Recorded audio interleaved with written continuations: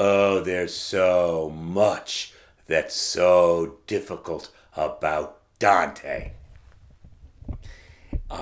First of all, it's written in Italian, and that's not our language, but it was the vernacular language for Dante. Latin was the scholarly language, and Italian was a language that people really spoke. And one of the most astonishing things about Dante's epic poem is that it was written in verse, but it was written in a very specific kind of verse. The name of the verse is called terza rima. And terza rima means that you have three lines. Terza means three lines. And in the first stanza of three lines, the last line and the third line, first and third, rhyme. But in the next stanza, you would take the middle rhyme, B, and start it, and then carry another word, C, and then in the next it would go C, B, C, or C, D, C, which is to say the first and third lines rhymed, and then the second line linked into the next. Now, this is kind of cool. I'll read some for you in a second. Actually, I can read it for you now, just so you can hear it in Italian. And it's mostly amazing because Dante made it up. I'm trying to find a line that I really like. Oh, this is pretty good. Yeah, okay. So this is line 25. So I'm going to read a couple of these stanzas so you can hear them in horrible Italian. Or cominician le dolenti note a fermirsi sentire or son venuto laddove molto pianto mi percuote. Note percuote. Those are the first and third lines. The English goes, now I can hear the screams of agony. Now I've come where a great wailing beats upon me. Note sounds, percuote, beats against me. And then the next line, lo veni in loco d'ogni luce muto, c'è mugia come far mar per tempesta, se dei contrari venti i combatta tutto. La bufera infernal c'è, ma me non resta, me nelle spiriti con le sue rapina, voltando e percontendo li molesta. Resta molesta. Muto combatta tutto. Combattuto. So again, resta molesta. Those are first and the third lines. I love that. La bufera infernal che me non resta, me ne la spiriti con la sua rapina, voltando e percutendo li molesta. The hellish squall which never rests, non resta, sweeps spirits in its headlong rush, tormenting whirls and strike them. Percutendo li molesta, the winds that molest them. Resta, never rests, because the winds molest them, torture them constantly. So that difficulty, the three-line form, terza rima, it's difficult especially for us because in Italian, lots of words end with a vowel sound. O, a, I, uto. In English, most of our words end with hard consonantal sounds. So in English, we're always ending sounds. In Italian, we're always opening at the ends of words. So it's an easy form in Italian, but it's a really tricky one in English. So, okay, so we have this difficulty of the verse form, terza rima, and its difficulty to translate. So yeah, poetic sounds are hard to translate. That's a difficulty. It's difficult because it's old, and just like the Song of Solomon, lots of these images, lots of this stuff of the Middle Ages in Italy, in Florence, where Dante was from, are not like 21st century Bridgeport, New Haven, Southern Connecticut. So there's all kinds of misunderstandings or work to do to understand some of the historical context and some of the historical references. It's also difficult because of all these names. There are tons of them. There's Cleopatra, who you may have heard of. There's Helen of Troy and Paris and Semiramis, who no one has ever heard of until they've read Dante. These are all names of characters from antiquity and characters that Dante knows from reading other previous books. So Helen, of course, is Helen of Troy. Helen and Paris are figures from Homer's Iliad, and they were characters, they were lovers that got tied up in, and in fact, started with the lovers' betrayal that started the Trojan War that Homer wrote so much about. Cleopatra, the queen of Egypt, you may have heard of, you may know, but she's there. She's in hell. She fell in love with Mark Antony, and that love, according to Dante, was a lustful or sinful lust that sent her to hell. So these are all names of lovers.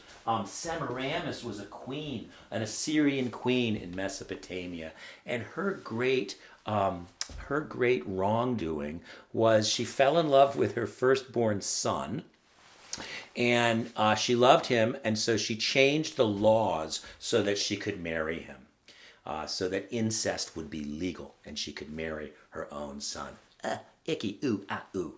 So these, among others, are names. Now, the great thing about the Dante translators is that for those of us who haven't read Homer and don't know about the Syrian princess and have forgotten about Cleopatra, we can jump to the back of the handout of the text and look at notes that the scholars have very fastidiously researched, found out who's who, so we can know who these people are and think and be curious about what did they do that got them sent to hell. What did they do specifically? And the line, according to Dante, they come down and it's this wild, windy, tormented hurricane. And Dante's, pointing, hey, Virgil, who's that? Look, who's that? Who's here? What did they do? That's Dante's question. Every little level of hell is saying, where am I? Who's here? What did they do? What is their punishment? And here too, Virgil explains these people here are in this level of hell. These are those whose reason was subject to desire. That's the way he says it. Reason subject to desire.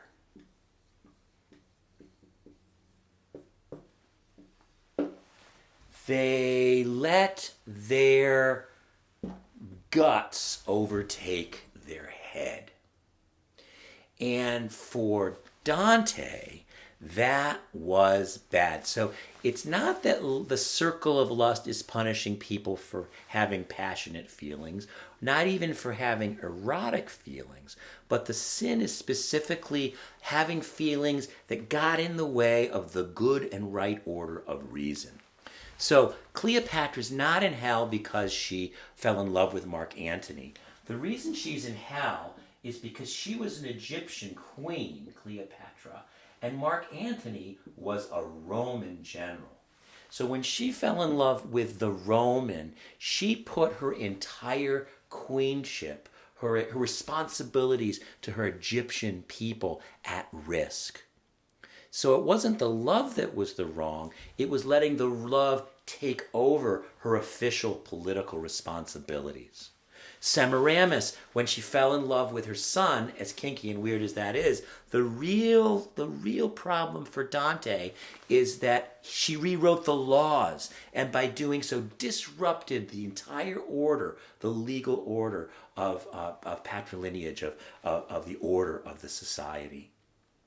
Helen and Paris, the Trojan War, it wasn't that their love was a problem, is that it started a war. Years and years of suffering, of murder, of violence, of sadness and loss, because the order of the communities was disrupted because of individual feelings. So that's the very particular wrongdoing according to Dante. That's what the sin of lust in the Inferno is. We think of contemporary figures, like Bill Clinton, who did not have sex with that woman, or the Monica Lewinsky affair, which really disrupted the Clinton presidency back in the day. So who cares that the president is very tacky, of course, that the president had oral sex with an intern. It's a violation of power, but who cares? Well, Dante would. He would throw that wrongdoing right here, because it's not just that it was tacky, it's not just that it was cheating on his wife, but it's that it really disrupted the democratic stability of the United States for months and months and months. There's lots of stuff that could have gotten done, but they didn't, because of the distraction of this personal bad behavior on the part of a president. So things are difficult because of translation, and things are really difficult because of all these complex literary allusions. And that's a word that's going to come up again and again and again in this course. Allusion, a reference to an outside work. So when Dante refers to Helen and Paris, he's referring to Homer's Iliad. He's asking us to think about the story. Those of us who know the story immediately understand why they've been chosen. He's asking us to be curious about those stories, and he's creating a link or a connection between his writing and writing that's gone before. And every time we do that, every time we see these references to earlier or outside literary works, every time an author uses a literary allusion, she or he is inviting us to think about the connections, to be curious about how come we're referring to this piece or that piece.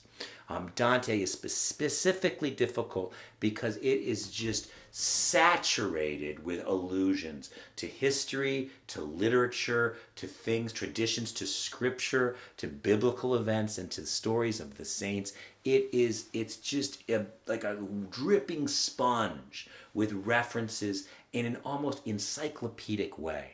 So it's one of the great values of Dante is that it's like in an encyclopedia. There's so much stuff crammed in to the story. It also makes it really, really hard for those of us, because to read it, you have to have a guidebook to all the names and all the places and all the references and all the politics that were going on in the story.